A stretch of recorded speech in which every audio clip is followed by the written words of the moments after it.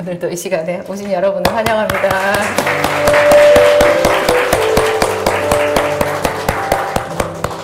크리스마스가 훌쩍 다가왔어요. 그래서 크리스마스 트리도 있고, 코끝이 찡하고 되게 추워요. 오늘 추운 날씨에도 자리를 지켜주시고 기도학교에 오신 여러분을 진심으로 환영하고 하나님이 기억하셔서 복을 주실 거라고 확신해요. 오늘 본문 말씀 볼까요? 룻기서 4장 16절부터 끝까지죠. 22절까지. 오늘도 이 흥미진진한 하나님의 이야기를 한번 나눠보도록 하겠습니다. 함께 읽겠습니다. 나오미가 아기를 받아 품에 품고 그의 양육자가 되니 그의 이웃 여인들이 그에게 이름을 지어주되 나오미에게 아들이 태어났다 하여 그의 이름을 오벳이라 하였는데 그는 다윗의 아버지인 이새의 아버지였더라. 베레스의 계보는 이러하니라. 베레스는 헤스론을 낳고 헤스론은 람을 낳고 람은 암미나답을 낳았고 암미나답은 나손을 낳았고 나손은 살몬을 낳았고 살몬은 보아스를 낳았고 보아스는 오벳을 낳았고 오벳은 이새를 낳고 이새는 다윗을 낳았더라. 아멘. 짧은 족보가 나왔어요. 그죠? 아주 짧은. 베레스의 계보. 갑자기 베레스가 누군가 그런 생각이 드는데 하여튼 베레스의 계보가 나오고 근데 그 끄트머리에 보니까 다윗을 낳으니라 이렇게 나오는 거예요. 그러니까 다윗 왕의 그 직전의 어떤 계보라는 것을 우리가 알 수 있고요. 이것이 또 전체적으로 봤을 때 룻기서 마지막에 나오는 거예요. 이 룻이라는 여인이 어떤 의미를 갖는가 왜 갑자기 이 여인이 사사기와 사무엘상 중간에 딱 껴서 이 4장밖에 안 되는 짧은 성경이 이 속에 들어가 있는가? 이것이 내 인생하고는 무슨 상관이 있는가? 항상 그렇게 생각해야 돼요. 성경에 있는 모든 말씀은 다 저에게, 여러분에게 개인적으로 하나님이 계시로 주신 거예요. 정말 그래요. 제가 좀 항상 약간 의문을 던지고 뭐 그렇겠어? 뭐 이렇게 하는 거 진짜 그래요? 이런 거 있잖아요. 제가 그런 질문 중에 하나가요. 이 성경이 하나도 뺄 게 없다는 거예요. 하나도 뺄 게 없대요. 그런가? 이렇게 하다가 에이 뭐 그렇겠어? 이런 생각이 들었어요. 그래서 제가 언제는 여러분 신약 성경에 무슨 베드로 전후서? 그죠? 요한 1, 2, 3서? 또 뭐 사도행전도 그렇고 로마서 이런 게 전부 뒤에 서자가 들어가잖아요. 그게 편지 서자거든요. 편지예요. 그 편지면 우리 국민학교 다닐 때 초등학교 다닐 때 배웠잖아요. 맨 처음에 인사말 나오고 그죠? 영어로 보면 디어 누구 우리는 뭐 친애하는 누구에게 뭐 누구에게 나오고 뻔한 안부 인사 나오고 뭐 그렇잖아요. 이게 또 편지니까 뭐 제일 앞에 나오는 말은 빼도 되겠네. 그 말은 없어도 되는 거 아니에요? 그렇게 생각했어요. 제가 그런 마음을 딱 갖고 있었는데 언젠가 하나님께서 저한테 아주 제 생각이 틀렸다라는 걸 딱 보여주셨어요. 제가 그 인사한 말에서 엄청나게 은혜를 받은 거예요. 예수 그리스도의 사도 베드로는 본도 갈라디아 갑바도기아 아시아와 비두니아에 흩어진 나그네 누구누구에게 편지하노니 은혜와 평강이 너희에게 더욱 많을지어다 했는데 눈물이 쫙 났어. 그게 그 나그네한테 보낸 편지인데요. 아시아에 흩어져 있는 나그네한테 사도 베드로가 베드로 전서에서 한 인사말인데요. 그게 그대로 저한테 하는 말이더라고요. 성령을 받으면 그렇게 돼요. 여러분 제가 그랬잖아요. 이 성경이 하나님의 언어라고. 그래서 하나님의 언어이기 때문에 하나님의 언어를 제대로 모르면 이 성경이 한글인데도 와닿지를 않아요. 근데 이게 하나님께 계속해서 이거를 깨닫게 해달라고 영의 감각을 주시고 영의 지혜를 주셔서 이 말씀이 내 말씀이 되게 해달라고 그렇게 구하면요. 갑자기 이 글자들이 전부 다 나에게 하시는 말씀으로 살아나기 시작해요. 그래서 와 세상에 2000년 전에 베드로 사도가 나한테 이 편지를 썼구나. 나한테 이 편지를 썼구나. 그때 제가 베드로전서 1장 1절부터 끝에까지 한 번에 쫙 읽었는데 어느 한 구절 버릴 게 없더라고요. 정말로 그 모든 말씀이 저에 대한 말씀이었고 제 뼈가 경곡해 되고 물된 동상같이 되는 그런 체험을 한 적이 있어요. 하여튼 이 룻기서도요, 여러분들한테 정확하게 맞는 말씀이고, 그리고 이 룻이라는 여자가 룻기서가 4장밖에 없는 것만큼 작은 여자예요. 딱 우리잖아요. 그죠? 이 중에 남자분들도 계시지만 우리 중에 큰 자가 없어요. 다 우리는 작은 사람들인데 그 작은 사람들에게 하나님께서 무슨 은총을 베푸시고 어떻게 당신의 나라에 그 여자를 사용하시는지 이런 거를 통해서 우리도 소망을 가질 수 있는 거예요. 하나님이 나를 통해서 어떤 계획을 가지고 계신가? 내가 그 계획에 온전히 나를 내드리면 좋겠다. 그죠? 그래서 정말 내가 하나님이 기뻐하시는 그 쓰임에 맞도록 축복의 통로가 되면 좋겠다. 그런 마음을 이 룻기서를 통해서 우리가 배울 수 있어요. 이제 한번 얘기를 시작해보면, 나오미라는 여자는 다 아시잖아요. 나오미는 룻기서의 주인공이 아닌 것 같지만 주인공이죠, 사실. 이 나오미가 본래 베들레헴에 살았던 평범한 주민이었는데, 이제 베들레헴 하나님의 그 땅 가나안에는 자꾸 왜 기근이 왔잖아요. 그래서 기근이 와서 이제 남편 엘리멜렉이 아마 주장했던 것 같아요. 여보, 우리 여기를 떠나서 모압으로 갑시다. 모압은 평지인데요. 고원에 있는 평지인데 굉장히 거기가 이렇게 땅이 좋대요. 아주 좋대요. 요단 동편에 있잖아요. 그게 요단 서편인 이스라엘 땅하고도 완전히 다른 거예요. 그래서 그런 말이 있더라고요. 모세가 이스라엘 백성들을 광야에 40년을 이렇게 있다가 그게 이제 요단 동편으로 모압 지역으로 이렇게 갔거든요. 그때 그 이스라엘 백성들이 모압의 그 평지를 보고 반해버렸어요. 계속해서 사막만 봤잖아요. 근데 그 모압의 평지는 정말 기름지고, 그죠? 그 초장인 거죠. 그리고 거기에 뭐 포도가 잘 된다 그랬나? 뭐 하여튼 잘 되는 특산품도 있어요. 거기가 굉장히 땅이 기름진데, 거기로 이제 피신을 가자고 해서 글로 갔죠. 근데 그게 이제 하나님의 은혜의 장막을 떠난 것이 됐어요. 자기도 모르게.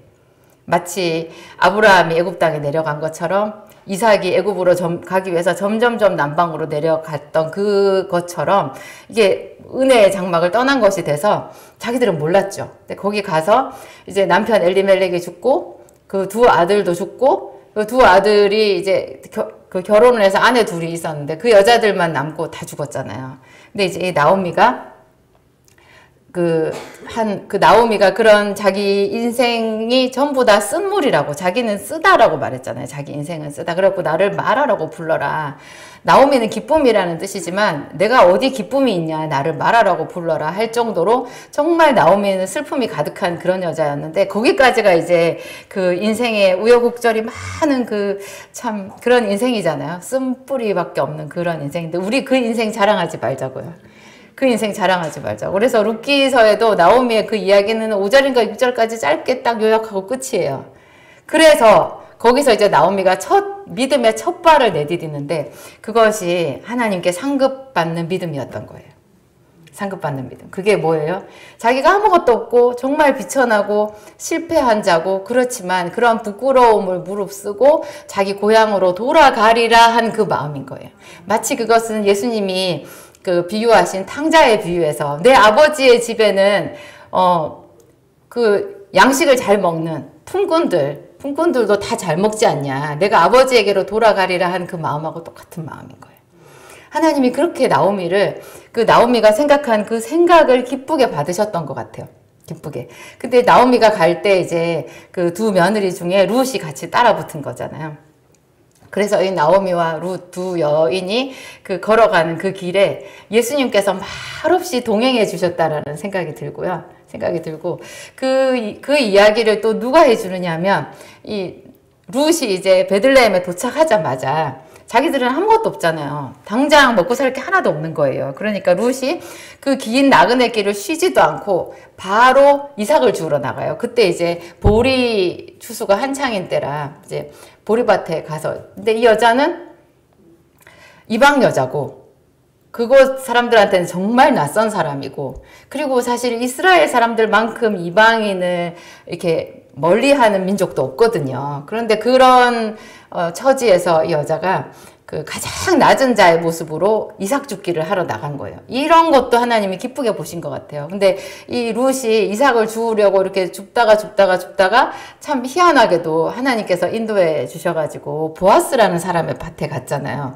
근데 그 보아스가 룻을 단번에 알아봐요. 누구냐 하고 말했을 때 그 종이 얘기를 해주니까 금방 이 보아스가 이 룻에 대해서 긍휼히 여기는 마음이 생기고, 그래가지고 자기 종들을 시켜서 룻을 후대해 주라고 하잖아요. 야단치지 말고. 그리고 심지어는 이삭을 조금씩 빼래요. 단에서 조금씩 빼서 그 여자가 주워가기 좋게 하고, 또 이스라엘은 그 한낮의 추수 때, 우리나라도 뭐 가을의 추수 때 마찬가지지만 해가 쨍쨍 뜨고 볕이 뜨겁고 목이 마르잖아요. 그러니까 마실 물도 먹게 해주고, 그래서 그런 이제 점심 먹을 때 또 룻한테 곡식도 막 주고 이렇게 하잖아요. 그러니까 룻이 너무 감동을 받아서 당신이 나에게 어떻게 이렇게 은혜를 베푸시냐고 그렇게 말했을 때 그 보아스가 한 말이 있어요. 보아스가 한 말. 그것이 우리 한번 찾아볼까요? 룻기서 2장 12절이죠.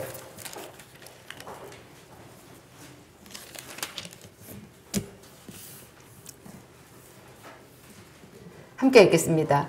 여호와께서 내게 행한 일에 보답하시기를 원하며 이스라엘의 하나님 여호와께서 그의 날개 아래 보호를 받으러 온 내게 온전한 상 주시기를 원하노라 하는지라. 여기서 중요한 말이요. 이스라엘의 하나님 여호와께서 그의 날개 아래 보호를 받으러 온 너에게 상 주시기를 원하노라 하는 거예요. 보호를 받으러 오는 게 믿음이라는 거예요. 보호를 근데 이 보아스가 정말 따뜻한 마음을 갖고 있는 거예요. 자기 백성이 아니잖아요. 이방 여자예요. 근데 그 이방 여자가 여기 온 것을 지극히 환대해 주면서 그 나그네를 대접하는 그런 따뜻한 마음이 있었던 거예요. 이 보아스의 마음이 사실 모든 믿는 자 우리들의 마음이라야 되고요. 보아스는 이 마음으로 하나님께 상을 받은 것 같아요. 제가 오늘 정말로 여러분들한테 얘기해 주고 싶은 말이요. 오늘 이 족보 속에 감추어져 있는 어떤 하나님의 반전이에요. 보아스의 이야기인데요. 이 룻기서 전체를 보면 사실 나오미는 아들이 다 죽어버렸고, 자기한테는 이제 뭐 재산도 없고 도저히 어떤 희망의 가망성도 없었잖아요. 근데 룻이 따라왔고, 또 룻이 정말 시어머니를 봉양하는 마음으로 나가서 헌신하면서 이삭을 주었고, 그런데 이 룻이 보아스의 밭까지 연결이 됐잖아요. 그래서 보아스가 또 룻을 알아보고 거기서 어떤 선행을 베풀고 덕을 베풀고 이렇게 하니까 그때서야 나오미가 어떤 신락 같은 희망을 봤어요. 신락 같은 희망. 그게 뭐냐면 이스라엘에는 기업 부르는 게 있는 거예요. 기업을 부르는 거. 이게 저는 참 어렵더라고요. 우리나라 전통에는 없는 거라 가지고 이게 너무너무 어려운데, 그냥 쉽게 얘기하면 그 친족 중에 어떤 사람이 굉장히 이렇게 환난 가운데 어려움 가운데 처했잖아요. 나오미의 집이. 이 나오미의 그 집을 회복시켜 주는 거를 말해요. 그 회복이 두 가지가 돼요. 하나는 그 잃어버린 땅 있잖아요. 이스라엘 백성들은 전부 다 땅을 그 조상들로부터 해가지고 분배를 받았거든요. 여호수아 시대에 분배받았잖아요. 가나안 땅을 다 정복해가지고 그걸 집안대로 다 나눠줬거든요. 그 땅은 사고 파는 대상이 아니었어요. 그게 우리나라랑 달라요. 그런데 정말 어떤 한 가족이 어떻게 하다가 사실 아무리 그렇게 해도 이 세상에 가난한 자는 늘 있다고 그랬거든요. 똑같이 나눠졌는데도 어떻게 그 중에 어떤 사람은 그 땅을 까먹는 거예요. 빚을 져서 그 땅을 팔았어요. 팔게 되면 아무것도 기업이 없잖아요. 그러면 그 친족 중에 어떤 사람이 이 집을 대신해서 잃어버린 그 땅을 대신 사서 돌려주는 제도가 있는 거예요. 그것이 이제 기업을 부르는 건데요. 여기서 한 가지가 더 있어요. 땅만 돌려주는 게 아니라 자손도 있게 해줘요. 그러니까 하나님의 법칙에서 자기의 이름, 그 집안의 대가 끊긴다라는 것은 저주더라고요. 그게 저주예요. 우리나라에도 옛날에 있었잖아요. 요즘에 우리가 캐먹은 옛날 얘기냐 하는데 그것이 성경에 맞는 얘기예요. 하나님은 이름을 중요하게 생각하세요. 이름을. 그래서 그 사람의 이름, 그러니까 저주를 얘기할 때 뭐라 그래요? 수치를 당하리라. 수치를 당하리라. 그게 저주예요. 그러면 보호하신다라고 얘기할 땐 뭐라고 해요? 수치를 당하지 아니하리라. 자기의 이름이 수치를 당하지 아니하리라. 하나님은 명예를 굉장히 중요하게 생각하세요. 그래서 은보다도 명예를 더 택하라는 그런 말씀이 있을 정도거든요. 그래서 하나님이 복을 주시면 그 사람의 이름을 높여줘요. 하나님이 저주를 하시면 그 사람의 이름이 처박혀 버리는 거예요.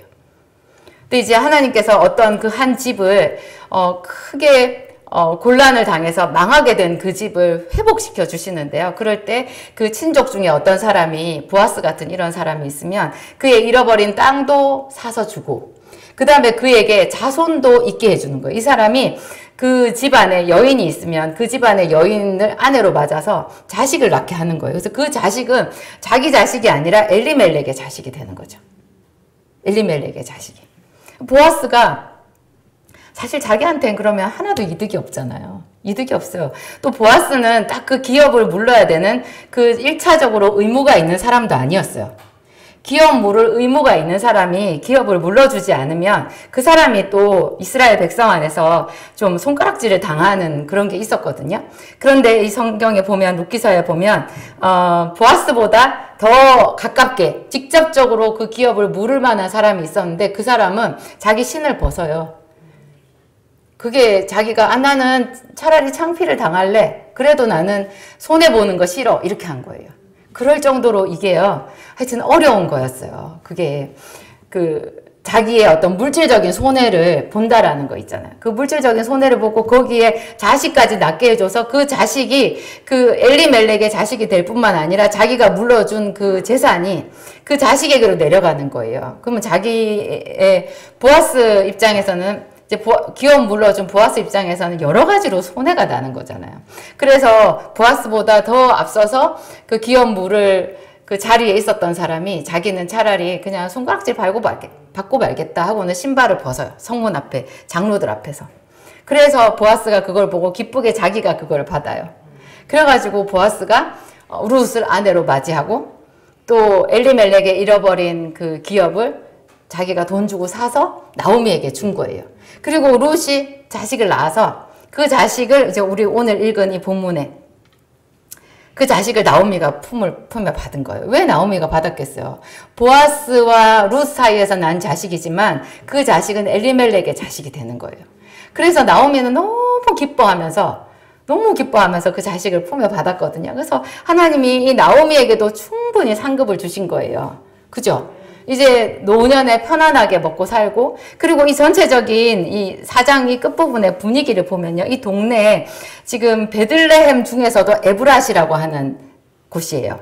베들레헴 안에서도 에브랏이라고 하는 이게 주소거든요. 우리로 치면 경기도 안산시, 여기가 수암동이잖아요. 그런 것처럼 베들레헴 안에 에브랏이라고 하는 그 동네 안에서 이게 벌어진 일인데요. 이 동네 사람들이 다 전부 보아스 같이 그렇게 따뜻한 마음을 갖고 있는 거예요. 그래서 그 룻이 보아스의 아내가 되고, 그래서 하여튼 그 한 가족이 되는 그런 기업 물음을 받는 그런 입장이 되었을 때 이 동네 사람들이 다 기뻐해줘요. 전부 다 기뻐해줘요. 그거를 제가 또 한번 읽어볼까요? 지금 룻기서 4장 11절에서 12절까지를 한번 읽어볼게요. 함께 읽겠습니다. 성문에 있는 모든 백성과 장로들이 이르되 우리가 증인이 되나니 여호와께서 내 집에 들어가는 여인으로 이스라엘의 집을 세운 라헬과 레아 두 사람 같게 하시고 네가 에브랏에서 유력하고 베들레헴에서 유명하게 하시기를 원하며 여호와께서 이 젊은 여자로 말미암아 내게 상속자를 주사 내 집이 다말이 유다에게 낳아준 베레스의 집과 같게 하시기를 원하노라 하니라. 아멘. 전부 다 축복해 주죠. 여기서 저는 여러 가지가 눈에 들어오는데요. 다말이 유다에게 낳아준 베레스의 집과 같이 되기를 원하노라. 이게 또 딱 들어오는 거예요. 여러분, 유다가 누구예요? 다말이 누구예요? 그죠? 유다는 야곱의 넷째 아들. 그죠? 야곱의 넷째 아들인데, 그쵸? 다말은 며느리예요. 그러면은 며느리가 시아버지한테 아들을 낳아줬는데 그 아들 중에 하나인 베레스의 집과 같이 되게 하시기를 원하노라. 우리가 어떤 사람을 축복할 때 어떤 롤 모델을 거기다가 대고 말하잖아요. 야, 너 부자가 되려면 이건희 회장 같이 부자 돼. 뭐 이렇게. 우리나라에서 부자 하면 이건희 회장 딱 떠올리는 것처럼 이때 이 베들레헴 사람들한테 어떤 느낌이냐면 유다의 아들인 그러니까 다말이 유다에게 낳아준 베레스라는 사람이 베들레헴 안에서는 축복의 모델인 거예요. 그게 이상하죠. 이게 지금 베들레헴에는요, 전부 유다 지파 사람들이 살고 있어요. 다 유다 지파 사람들이 살고 있는데 그 중에서도 그 베레스의 집, 다말이 유다에게 낳아준 베레스의 집이 그 유다 지파의 모든 사람들 안에서도 어떤 축복의 롤 모델이 되는 거예요. 이게 무슨 뜻이냐면 사실 며느리 다말이 유다에게 자식을 낳아줬다라는 거는 전부 좀 부끄러운 얘기 아니에요? 우리 다 부끄러운 얘기죠. 그래서 아니 이 얘기가 여기 성경에 왜 나오나? 그래서 안 믿는 사람들, 처음 성경 보는 사람들은 그것 때문에 성경 다 안 본대요. 뭐 이런 이상한 얘기가 경전 안에 들어있냐 이렇게 얘기를 하거든요. 그것은 결국 무슨 말이냐면 하나님이 우리 모두의 부끄러움을 다 알고 계신다는 것이고요. 우리의 모습이에요, 그게. 근데 우리의 출생을 봐봐요. 자랑할 게 있어요? 저는 저 강남에 가면 자랑할 사람이 좀 있을 거라고 생각하는데 글쎄요, 이 수암동에서 글쎄요. 우리들 중에서는 따져보면요, 다 자기 집안에 다말 같은 사람이 있고 집안 따져 올라가면요, 다 부끄러운 역사가 있어요. 그런데 하나님은 하나님 안에 들어왔잖아요. 아까 룻이 이스라엘의 하나님 여호와께 보호받으러 온 너에게 하나님이 온전한 상 주시기를 원하노라 그렇게 말했잖아요. 이 베들레헴에 그런 역사가 쌓여 있는데 그 중에 하나가 다말이 유다에게 낳아준 베레스인 거예요. 다말이 유다에게 사실 베레스와 세라라는 그 쌍둥이를 낳아줬는데요. 세라의 집은 안 나와요. 근데 이 베레스가 굉장히 복을 받았던 사람인 것 같아요. 하나님 믿음의 사람이었다라는 생각이 들어요, 저는.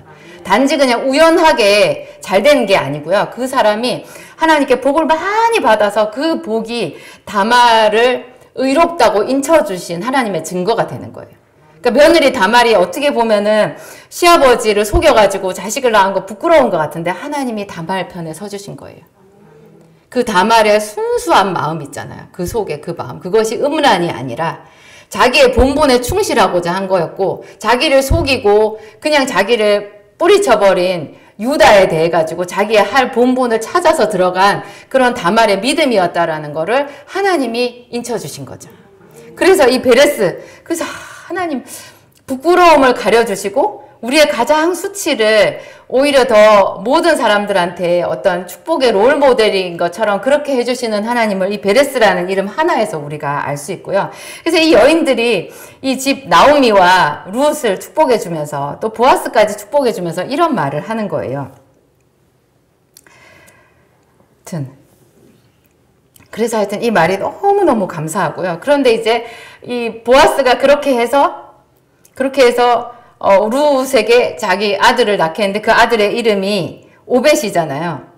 그래서 이 오벳을 분명히 나오미의 아들이라고 그렇게 말했거든요. 나오미의 남편 엘리멜렉의 아들이 되는 거고 나오미의 아들이 되는 거예요. 그런데 여러분 이상하지 않으세요? 그 다음에 우리가 읽은 족보를 다시 봐봐요. 18절부터 다시 봐봐요. 베레스의 계보는 이러하니라. 베레스는 헤스론을 낳고 헤스론은 람을 낳고 람은 암미나답을 낳았고 암미나답은 나손을 낳았고 나손은 살몬을 낳았고 살몬은 보아스를 낳았고 보아스는 오벳을 낳았고 오벳은 이새를 낳고 이새는 다윗을 낳았느니라. 여기 엘리멜렉의 이름이 나와요? 여기에서 오벳이 누구 아들이라고 나와요? 보아스의 아들이에요. 분명히 나오미의 아들이라고 했잖아요. 나오미의 아들이고 엘리멜렉의 아들이거든요. 그런데 보아스의 아들이에요. 보아스가 드렸더니요, 하나님이 보아스의 이름까지 같이 싸서 그리스도의 족보에 넣어버렸어요. 오늘 제가 그 얘기를 하고 싶은 거예요. 여러분 하나님께 심으세요. 손해 보세요. 이웃을 돌보세요. 예수의 이름으로 다른 사람이 더 잘 되기를 바라세요. 세상에 하나님이 보시기에 악한 사람은요, 자기밖에 모르는 사람이 악한 사람이에요. 거기서 한술 더 뜨면 자기와 자기 집밖에 모르는 사람이 악한 사람. 하나님은 그거를 좀 확장시키기를 원해요. 다른 사람을 돌보아줘야 손해를 보면서 다른 사람을 주의 이름으로 축복하고 그 사람을 돌보아 주잖아요. 이게 거룩한 씨앗이 돼요. 거룩한 씨앗. 특히 교회 안에서 믿는 자들 있잖아요. 그 서신사에 보면 그런 얘기 나와요. 믿음의 가정들에게 더욱 너희 선한 일을 행할지니라. 교회 안에서 선한 일을 행하라는 거예요. 주변 사람을 돌아보고 교회 안에 있는 성도들, 이웃들, 나보다 더 힘든 사람들, 어떤 사람들에게 주라는 거예요. 세상에 저는 이 족보를 얼마나 여러 번 읽었는지 몰라요. 아니 어떻게 된 거야. 분명히 이 룻기서 앞에서부터 계속 그랬잖아요. 보아스가 손해를 보는 거였거든요. 그 아들은 나오미의 아들이고 엘리멜렉의 아들이 되는 건데 왜 갑자기 마지막에 족보에 보아스의 아들이 되어 있냐고요. 진짜 이상하잖아요. 여러분 이거 알고 계셨어요? 저는 어떤 목사님한테도 이 부분에 대한 설교는 못 들었어요. 근데 제가 보니까 그래요. 이것은 보아스의 승리인 거예요. 보아스. 아니 보아스가 룻과 나오미를 위해서 희생하지 않았다면 이 족보에 안 들어갈 거였어요. 그죠? 그랬는데 룻과 나오미를 위해서 자기를 드렸더니 보아스의 아들이 족보에 아들만 족보에 들어간 게 아니라 보아스조차도 거기 그 족보에 딱 들어간 거예요. 이 집이요 참 어떤 반전의 집이에요. 여러분 다시 이 족보를 잘 보면요. 보아스의 아버지가 누구예요? 살몬이잖아요. 여러분 마태복음 1장 한번 볼까요?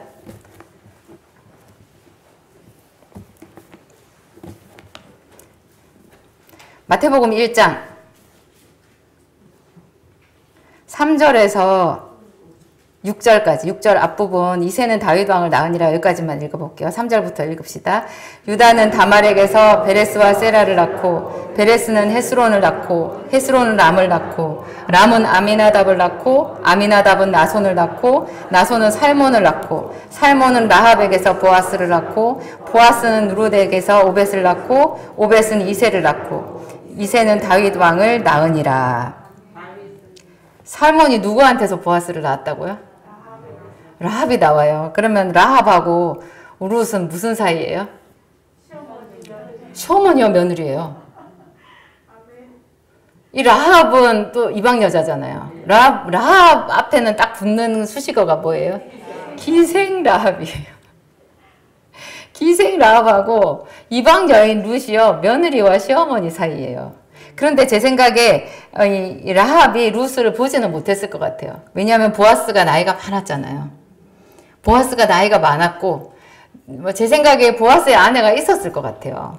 그런데 아내랑 사별하지 않았을까? 나이가 많아서 사별하지 않았을까? 자식들만 있었을 거고 자기가 더 이상 자식을 낳을 일은 없었는데 어떻게 해서 하여튼 룻을 아내로 맡게 된 거죠. 그래서 룻을 통해서 엘리멜렉의 집안을 이어주려고 했는데 이렇게 된 거예요. 이 반전이 생긴 거죠. 이 라합이라는 여자가 기생 라합인데 저희 목사님이 약간 그 소설을 쓰시더라고요. 여러분들 뭐 들으시는 사람들도 있을 텐데 그 있잖아요. 여리고성에 그 정탐꾼 두 사람이 기생 라합의 집에 숨어 들어갔었잖아요. 이 기생 라합이 그 정탐꾼 둘을 알아보고 또 이스라엘의 하나님이 상천하지의 하나님이라 벌써 이 여리고성은 이스라엘의 하나님이 이스라엘에게 넘겨주셨다. 이거를 감지를 하고 그 정탐꾼 2명을 숨겨주잖아요. 그래서 목숨을 걸고 사실 숨겨준 거거든요. 근데 저희 목사님이 그러는 거예요. 그 정탐꾼 둘 중에 한 사람이 틀림없이 살몬이었다. 그래서 그 살몬이 나중에 라합이랑 결혼을 한 거다. 아 정말 그럴듯하지 않으세요? 상당히 이게 근거가 우리 느낌에 그럴듯한 얘기예요. 뭐 정확하게 그러지 않았다고 할지라도 하여튼 그 기생 라합의 신앙 고백 정탐꾼 2명이 갔는데 그 정탐꾼 2명이 돌아와서 그 이스라엘 백성들한테 전해준 말이 누구의 말이었어요? 기생 라합의 말이었어요. 기생 라합이 그랬잖아요. 너희 하나님은 상천하지의 하나님이라. 이 성 사람들이 전부 다 너희 하나님 여호와 때문에 다 마음이 물같이 쏟아졌다. 우리 뼈가 다 녹아버렸다.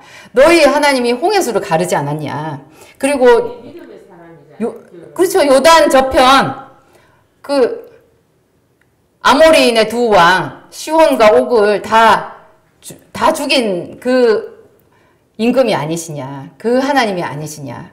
그러면서 벌써 너희 하나님이 이 성도 너희에게 주었다라는 것을 우리가 안다, 그렇게 말해요. 그 말을 정탐꾼들이 가서 이스라엘 백성에게 전해가지고 이스라엘 백성들이 힘을 얻고 자기들의 하나님을 믿고 그 성을 일곱 바퀴 돌 힘이 생긴 거잖아요. 그러니까 이 여리고 성의 승리의 모든 공이 누구한테 있다? 라합에게 있다. 그래서 이 라합이 그렇게 하나님한테 크게 은혜를 받았고, 그 라합이 결혼해서 낳은 아들이 보아스. 보아스가 얼마나 복을 많이 받았는지 그 인근에 있는 베들레헴에 있는 모든 사람들이 보아스를 얘기할 때 유력한 자라고 말했잖아요. 유력한 자. 하나님께 복을 받은 자. 기생 라합은 사실 외부에서 온 이방인이고요. 그렇게 단번에 자기 아들이 그렇게 유력한 자가 될 만큼 어떤 그런 기반이 없었을 거예요. 근데 하나님이 정말로 이 여자를 생각해 주신 거고 복을 주신 거죠. 우리는 둘 중에 하나는 있어야 돼요. 라합같이 확실한 믿음이 있든지, 보아스같이 마음이 넉넉하든지. 그죠? 어느 쪽을 선택하시겠어요? 둘 다 하세요, 둘 다. 둘 다 하셔야 돼요. 그리고, 여기서 이렇게 자세히 보면, 제가 룻기서 안에는, 여호와 하나님이 등장 안 한다고 그런 말을 제가 한 적이 있을 거예요. 근데 여호와 하나님, 이스라엘 하나님이라는 단어가 안 나오는 건 아니고요. 대부분 성경에는 하나님께서 주시는 어떤 계시의 말씀이 있거나 아니면 그 계시의 말씀과 함께 어떤 기사와 표적이 있거든요. 근데 룻기서에는 그게 없다는 거예요. 하나님이 직접 나타나셔서 말씀하신 게 없고 하나님이 직접 행하신 기적도 없어요. 그리고 어떤 하나님의 사람이 뭐 여기서 선지자 같은 사람이 나타난 그런 것도 없고, 그런 면에서 사실은 되게 밋밋한 책인데요. 여기서 우리가 하나님의 어떤 그림자를 느낄 수 있어요. 하나님이 어디서 일을 하시는지, 하나님이 이 사람들의 대화 속에서 일을 하세요. 대화 속에서. 우리가 말을 할 때요, 우리 말이 하나님의 역사를 끌어올 수 있어요. 기생 라합도 자기의 말로, 그 말에 물론 행위가 따라갔지만 그 말로 그 이스라엘의 역사를 바꿨잖아요. 그런데 여기서 보면 나오미의 말, 그죠? 나오미가 자기 고향 베들레헴으로 돌아가야 되겠다고 말하고, 그 다음에 룻은 또 뭐라 그래요? 나는 시어머니의 하나님을 섬기겠다 그러고, 내가 죽는 일 위해 어머니를 떠나면 여호와께서 내게 벌 위에 벌을 내리시기를 원하노라, 그렇게 말해요. 그리고 어머니의 하나님이 나의 하나님이 된다, 그렇게 말해요. 또 보아스는 뭐라 그래요? 아까 이방 여인인 룻한테 이스라엘의 하나님 여호와께 보호받으러 온 내게 네가 온전한 상 받기를 원하노라, 그렇게 말하는 거예요. 그러니까 우리가 항상 이 말을 그리스도 예수 안에서 은혜로 소금으로 고르게 함같이 믿음의 말을 해야 되는 거예요. 제가 언제 어디 보니까 이런 액자가 있는데요. 액자. 그게 이제 설화라고 해가지고 눈 위에 눈이 뜨문뜨문 녹은 거예요. 그래가지고 그거를 어떤 사진 기사가 사진을 찍었더니 그게 예수님의 얼굴이 됐다 그랬어요. 보신 적 있죠? 하얀 바탕에 까만 얼룩덜룩한 무늬가 있는데 그걸 어떻게 딱 보면 예수님의 얼굴이거든요. 정말 기가 막히게 예수님의 얼굴이에요. 근데 그 예수님의 얼굴 밑에 누가 거기다 말을 써놨어요. 그 말 기억나세요? 그 말 어떻게 그런 말을 거기다 써놨는지, 성경 말씀도 아닌데 기가 막힌 말이 거기 적혀 있어요. 그리스도는 이 집의 주인이시요 모든 대화에 말없이 듣는 이시라. 여러분들 집에서 무슨 말 하나 생각해 보세요. 여러분들이 하는 대화에 말없이, 예수님도 들으시지만요, 여러분들이 하는 대화 그 말을 계속해서 듣는 사람이 또 있어요. 여러분의 자녀. 교회 가자, 교회 가자, 교회 가자 아무리 말해도 소용없어요. 엄마 아빠가 나누는 대화 그 속에 하나님을 향한 믿음의 고백이 있는가 없는가를 봐야 돼요. 그게 그 자녀들한테 해주는 가장 큰 신앙 교육이에요. 우리의 말로 이미 우리가 그리스도인인지 아닌지 다 말하고 다녀요. 우리 주변 사람들이 다 알아요. 저 사람이 믿는 사람인지 안 믿는 사람인지, 교회 안에서만 믿는 사람인지 세상에서도 믿는 사람인지. 그런데 그 대화를 하나님이 들으신다는 거 아니겠어요? 그래서 이 보아스의 말을 듣고 룻의 말을 듣고 라우스의 말을, 나오미의 말을 듣고 그들의 말을 그대로 역사해 주신 분이 하나님이시잖아요. 그리고 심지어 이 동네 사람들이 한 말에도 그대로 하셨어요. 아까 우리가 읽었잖아요. 네가 에브랏에서 유력하고 베들레헴에서 유명하게 하시기를 원하며, 그리고 여호와께서 이 젊은 여자로 말미암아 내게 상속자를 주사 내 집이 다말이 유다에게 낳아준 베레스의 집과 같게 하시기를 원하노라. 그렇게 축복해 주는 거예요. 다른 사람을 힘껏 축복해 주세요. 진심을 담아서 축복해 주세요. 그 축복이, 그러니까 유다 지파가 이스라엘 12지파 중에 제일 잘된 지파인 거예요. 지금 보세요. 이스라엘 사람을 우리가 뭐라 그래요? 유태인, 그죠? 유대인. 이스라엘에 12지파가 있었는데요. 유다 지파밖에 안 남았어요. 유다 지파가 유대인, 유다 사람, 유대인. 그죠? 유다 사람이라고 그러잖아요. 유다 사람. 유다 사람. 그게 뭐 에스더서 같은 데 보면 나오죠. 유다 사람. 그죠? 유다 사람. 사로잡혀 온 유다 자손. 이스라엘 자손이라고 안 해요. 다니엘에 대해서도 말할 때 뭐라 그래요? 사로잡혀 온 유다 자손 중에 다니엘이라는 자가, 이렇게 말해요. 그 땅에 있는 사람들이, 뭐 다니엘은 그 땅의 총리였지만 그의 정적들이 다니엘을 공격할 때는 총리라고 말 안 해요. 사로잡혀 온 유다 자손 중에 다니엘이라고 말해요. 유다 자손인 거예요. 이스라엘에 12지파가 있었지만 그 유다 지파가 지금까지도 남아있어요. 유대인이잖아요. 이 사람들이 이 베들레헴 작은 동네, 에브랏의 작은 동네지만 이 사람들이 서로가 서로에게 대하여 갖는 이 따뜻한 마음을 보세요. 그리고 유다가 어떤 사람이에요? 이들의 조상인 유다가?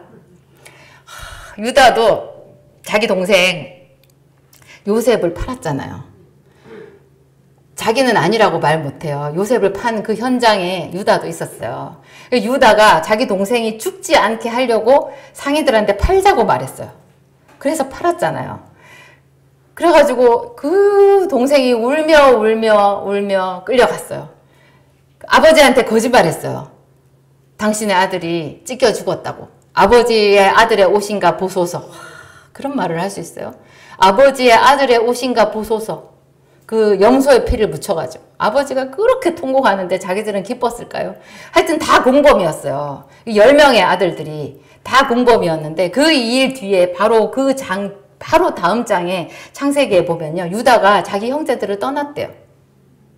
우리 목사님이 또 예리해요. 거기서 딱 얘기하더라고요. 자기들끼리 그 동생을 팔아먹었잖아. 나쁘게 하고 나서 저것들은 행복했더라. 이제 자기들이 시기했던 동생을 제거했으니 행복했더라. 그게 아니라는 거를 그 다음 장에서 알 수 있다는 거예요. 이 가족들, 형제들 중에 이상한 냉기가 흐르는 거예요. 이상한 냉기가 흘러요. 그래서 유다는 조용히 자기 집을 떠났어요. 그래가지고 그 가나안 사람 수아라는 사람과 결혼을 해요. 가나안 사람과 친구가 돼가지고 거기서 또 어떤 아는 사람의 딸을 봐가지고 좋았겠죠. 그래서 결혼을 해요. 그래서 아들을 셋을 낳잖아요. 셋을 낳았는데 거기서 이제 며느리 다말을 얻은 거 아니겠어요? 큰아들을 이제 장가를 보냈는데 거기 다말이었는데 큰아들이 죽었어요. 그러니까 둘째 아들이 뭐 오난인가 그래요. 그 둘째 아들한테 형을 위해서 네가 후사를 지어줘라, 네가 해줘라 그랬더니 그 오난도 굉장히 나쁘네요. 자기의 씨가 되지 않고 자기 형의 자식이 된다는 게 싫어서 나쁜 짓을 한 거예요. 그랬더니 하나님이 그것도 너무 가증해서 걔도 죽여버렸어요. 그러니까 아들 둘 죽고 마지막 셋째만 남았는데 유다가 놀랬잖아요. 놀래가지고는 이제 유다가 꾀를 쓴 거죠. 그래가지고 다말한테 네 막내 시동생이 자랄 때까지 네 친정에 가서 기다려라 하고서는 잊어버린 거예요. 그래가지고 여차 해가지고 그 다말이 시아버지인 유다를 속여서 자식을 낳았잖아요. 베레스와 세라 쌍둥이. 이렇게를 낳고 나서 유다의 마음이 하나님 앞에 쏟아진 것 같아요. 얼마나 낯이 부끄러워요. 자기 동생을 그렇게 했죠. 자기는 또 자기가 좋아하는 여자랑 결혼했는데 아들 셋을 낳았는데 둘은 하나님이 쳤어. 막내는 어떻게 좀 살려보려고 했더니 그 며느리가 자기를 속여가지고 거기서 쌍둥이를 낳았어. 그 쌍둥이 자기가 또 길러야 되잖아요. 그러니까 그 얼굴이 진짜 말이 아니게 돼버린 거예요. 이 유다가 그런 큰 고난, 자기 동생을 팔아버리고 난 뒤에 죄책감과 막 그런 고난을 겪으면서 유다가 큰 사람이 되었다라는 것을 나중에 요셉 앞에서 유다가 자기 동생 베냐민을 위해서 변호하는 장면에서 알 수 있어요. 유다가 자기의 배다른 동생, 자기가 팔아버렸던 요셉의 바로 동생이잖아요. 친동생인 그 베냐민이 정말로 이제 애굽 땅에 거기서 이제 포로가 돼서 종이 될지도 모르는 그런 상황 속에 있었잖아요. 그랬을 때 유다가, 그 나이 많은 늙은 유다가, 그 자기가 동생인지 모르고, 요셉이 국무총리지만 그 국무총리가 자기 동생인지 모르고 그 앞에서 정말 간절하게 그 베냐민을 위해서, 그리고 자기의 늙은 아버지, 자기보다 더 늙은 자기 아버지 야곱을 위해서 거기서 헌신적으로 변호를 해요. 그러면서 그 마지막에 하는 말이 자기가 차라리 종이 되겠다 그래요. 이 마음이 이 지금 베들레헴 이 사람들의 마음 아닌가요? 그죠? 하나님이 그래서 유다를 사용하신 것 같아요. 루벤은 죄를 지었고 시므온, 레위 건너뛰고 유다가, 유다의 지파에서 그 이스라엘의 그리스도가 태어났잖아요. 이 유다의 그 넓은 마음 있잖아요. 넓은 마음. 그게 나중에 이제 다윗 왕의 마음이고 또 솔로몬의 마음이고 그렇게 내려가잖아요. 이 집안에는 그런 피가 흐르는 것 같아요. 여러분 이거 한번 우리가 닮아보자고요. 오늘 마지막으로 제가 읽어볼 거 히브리서 11장, 히브리서 11장 믿음장이죠. 여기에 너무너무 은혜로운 말씀이 있어요. 여러분들 이거 집에 곳곳에 화장실에도 다 붙여놓으세요. 함께 읽겠습니다. 믿음이 없이는 하나님을 기쁘시게 하지 못하나니 하나님께 나아가는 자는 반드시 그가 계신 것과 또한 그가 자기를 찾는 자들에게 상 주시는 이심을 믿어야 할지니라. 어떻다고요? 찾기만 해도 상 주신대요. 찾기만 해도. 저는 이 말씀이 얼마나 좋았는지 몰라요. 제가 대학교 1학년 때 이 말씀을 제가 그 UBF 그 성경 읽기 그 센터 화장실에 이게 붙어 있었어요. 화장실 문짝에. 제가 이걸 읽으면서 믿음이 없이는 하나님을 기쁘시게 하지 못하나니 하나님께 나아가는 자는 뭐를 믿어야 된다고요? 그가 계신 것과 하나님이 계시다. 우리의 모든 대화, 내 입에서 나오는 모든 말을 들으시는 하나님이 계시다라는 거를, 내가 하는 이 모든 말이 하나님 앞에서 한다라는 거를 믿어야 된다는 거예요. 그러면 우리가 항상 말을 조심하겠죠. 그리고 자기를 찾는 자들, 내가 하나님을 찾을 때 나에게 상을 주신다. 그 하나님이 주시는 상은 얼마나 큰 상일까요? 여러분 대통령상 받아보셨어요? 노벨상 받아보셨어요? 노벨상 큰 상이죠. 하나님이 주시는 상은 얼마나 큰 상일까요? 그 상이 큰 상이라고 생각하는 것도 하나님을 크다라고 믿는 거예요. 그 상, 아이고 뭐 그 상 얼마나 크겠어, 이렇게 생각하는 게 하나님을 무시하는 거죠. 그 상이 정말로 큰 상이라고 생각하고 그 상을 기대하면서 여러분 예배에 나오시고, 그 상을 기대하면서 기도의 자리 지키시고, 그 상을 기대하면서 여러분 자녀들에게 말하세요. 하나님이 살아계시다고 말하세요. 기도하시겠습니다. 하나님 아버지 감사합니다. 우리의 입을 지으신 하나님, 우리의 귀를 만드신 하나님, 그래서 우리 혀의 말을 알지 못하시는 것이 하나도 없고 하나님 우리의 말을 듣지 못하시는 것도 하나도 없으시나이다. 하나님 우리 귀로 하나님 음성을 듣게 하소서. 이 성경에 있는 모든 말씀이 예수 그리스도께서 육성으로 전해주시던 그 말씀같이 우리 가슴에 박히게 하소서. 하나님 우리 아버지, 우리가 자주 마음을 지키지 못함으로 하나님의 말씀을 들어도 다 잃어버리고 하나님 아무것도 없는 자같이 우리가 두려워하며 슬퍼하며 근심하며 살 때도 많이 있습니다. 근심함으로 못 잘 때도 있고 먹지 못할 때도 있습니다. 성령님 오시옵소서. 주의 얼굴을 구하는 이 모든 당신의 자녀들에게 이 시간에 평강을 주시옵소서. 하나님 이 세상이 줄 수 없는 위로와 평안을 주시옵소서. 예수님께서 십자가에 죽으시고 부활하신 뒤에 제자들을 처음 만났을 때 하신 말씀도 평강이 있을지어다 였습니다. 너에게 평강이 있을지어다. 이 세상이 줄 수 없는 평강을 하나님 이 시간에 우리 모두에게 주시옵소서.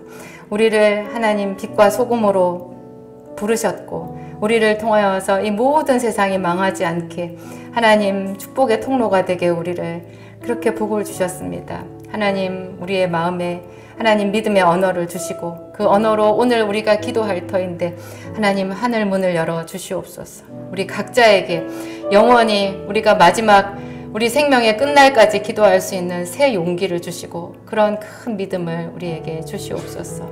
감사하며 예수님의 이름으로 기도하였습니다.